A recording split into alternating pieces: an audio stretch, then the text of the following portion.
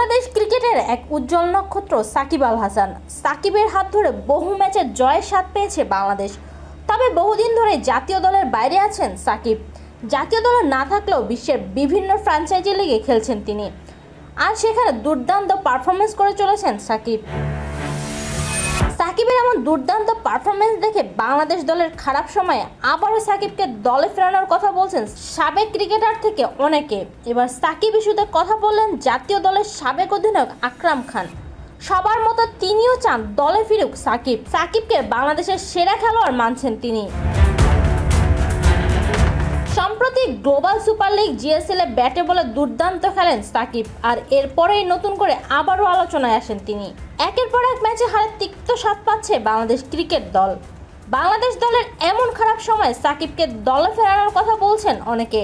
সবার মতো বিসিবি সভাপতিও চান আবার দলে ফিরুক সাকিব, আর তাই তো সাকিবকে দলে ফেরাতে তিনি নিজেই কথা বলবেন বলে জানিয়েছেন। বাংলাদেশের সাবেক অধিনায়ক খালেদ মাসুদ পাইলটও চান জাতীয় দলে ফিরুক সাকিব। তার মতে সাকিবের বিকল্প নেই। এবার একই সুরে কথা বললেন বাংলাদেশের আরেক সাবেক অধিনায়ক আকরাম খান। সবার মতো তিনিও চান দলে ফিরুক সাকিব। সাকিবকে বাংলাদেশের সেরা খেলোয়াড় মানছেন তিনি।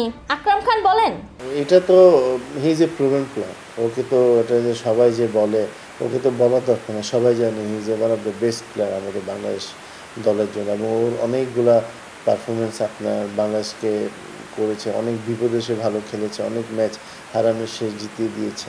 ওরা অনেক প্লেয়ার যার মধ্যে 4-5 জনের মধ্যে সে একজন। সো ডেফিনেটলি ওর তো স্থান তো অনেক উপরে, এবং ও যদি বাংলাদেশ দলে খেলতে পারে সেটা বাংলাদেশের স্ট্রেংথ তো বাড়বে, আপনি বলিং দিক দিয়েও বাড়বে, ব্যাটসম্যানদের দিক দিয়েও বাড়বে। তো সবার মতো আমিও চাই ও যদি বাংলাদেশ দলে খেলুক, সেটা কিন্তু আমাদের জন্য ভালো, দেশের জন্য ভালো। গত বছরের আগস্টের পর আর জাতীয় দলের হয়ে খেলা হয়নি সাকিবের।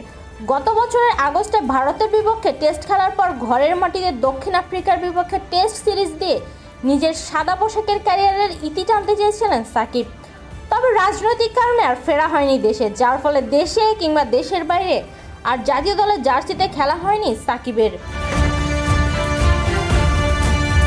মূলত রাজনীতিতে যোগ দেওয়ার কারণে সাকিবের জনপ্রিয়তায় ভাটা পড়ে। গত বছরের 5 আগস্ট সরকার পতনের পর থেকে সাকিব পড়েন জনরোষের মুখে। রাজনৈতিক পট পরিবর্তনের কারণে আপাতত দেশে আসার মতো পরিস্থিতিও নেই সাকিবের। তাই আদৌ সাকিবকে জাতীয় দলে দেখা যাবে কিনা তা এক বড় প্রশ্ন। নিবেদিতা বিনতে ওয়াদুদ, বিডি ক্রিক টাইম।